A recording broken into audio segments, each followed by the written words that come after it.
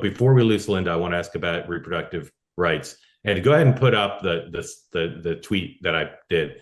And this is something you've seen Donald Trump in the last week, yesterday on two issues, previously on Truth Social, saying he'd be so wonderful for women and reproductive freedom. He clearly is feeling the pressure of this issue and the potential it has to cost him the race, not overstating the case. So go ahead and put up that tweet if you would. And Celinda, I just want your reaction to this issue, which is when you see it, you'll see a number of Republicans have won quite handily in races in important states who were pro-life, staunchly pro-life. Doug Ducey in Arizona, Brian Kemp in Georgia, Glenn Youngkin, DeSantis. These people are more pro-life than Donald Trump, and yet they've been able to win in competitive states, particularly the two that are battlegrounds here.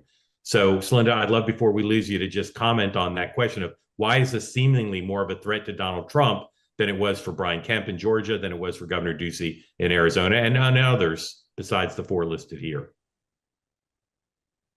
Hold on, got on you. Go ahead. Thank you. One of the things, David, to reassure you, there are a lot of moderate Dems in PA.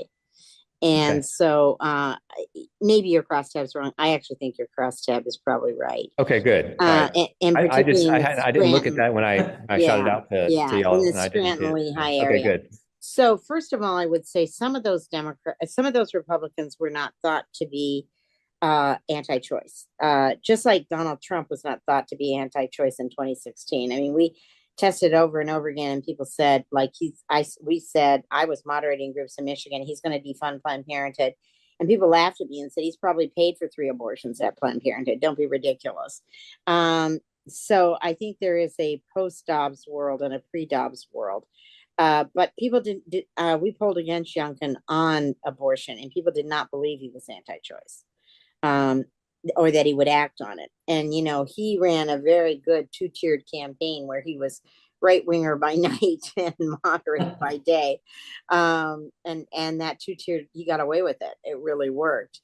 So that's point number one. Point number two is people don't want the states to act on this. They want a national action, one way or the other. I mean, the pro-choice voters want national guarantee. By 2-to-1, voters want national or state action. The pro-choice voters want national guarantee. The pro-life voters want national ban. So the presidential, and after the Supreme Court decision, the presidential position is a lot more relevant. People think, oh, well, I don't think my governor is going to particularly focus on this. I don't think my governor is going to act on this. For example, with Kemp, people think, I don't think Kemp's really focused on the abortion issue one way or the other. He's not moving on it. So I think that is part of the reason.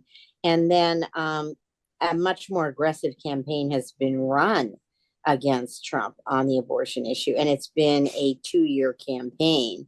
And it really moved members. It moved from 35% to 76% who thought he would sign a ban. And that's when he must have seen the same numbers, because he came out and said, I won't sign a ban, and had Vance say, I won't sign a ban. So he's trying to have it both ways. And they have been trying very, very hard to right-size themselves, because he thinks his party went too far.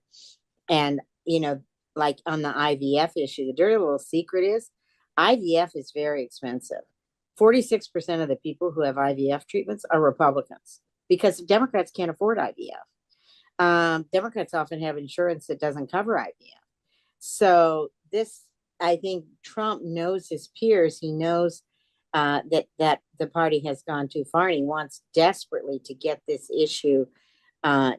He wants desperately to have it both ways. And he wants this issue to be less of a focus. And those Haley numbers make sense to me, because they're pro-choice Republican, college-educated, independent, moderate women. Of the Haley vote, those are the people that have gone to Harris. So I'm not surprised when you put Haley up. It's like, yeah, I'm going with both my girls. Yeah. Linda, before you go, if you need to go, you'll just tell me. If Trump continues these gambits, free IVF, saying he's not going to vote for the Florida bill, ballot measure, even though they kind of pulled it back, saying on Truth Social he'll be great for reproductive rights. How would you rate the chances of success that he can take the edge off this issue and not be seen as anti-woman and anti-abortion? I'd be really interested in Anne's opinion too. I think it's tough. because we still got the Supreme Court. I mean, the law is the law. And unless he's going to reinstate a national guarantee for abortion. And one of the things that was great about him saying, I'm going to leave it up to the states, the day after that, Arizona made their decision, and they didn't send it back to 1960, they sent it back to 1864. So proving some states are batshit crazy. And that 2/3 of the vote that doesn't want to leave it up to the states doesn't want to leave it up to the states, and are impacted by people moving. Like the Illinois voters, very impacted by Missouri women. They've set up whole clinics along the border. So I think voters, no matter what he's doing, voters think it's your Supreme Court. One of the other things that I think is more salient, Democrats never voted and independents never voted the Supreme Court. The right voted the Supreme Court.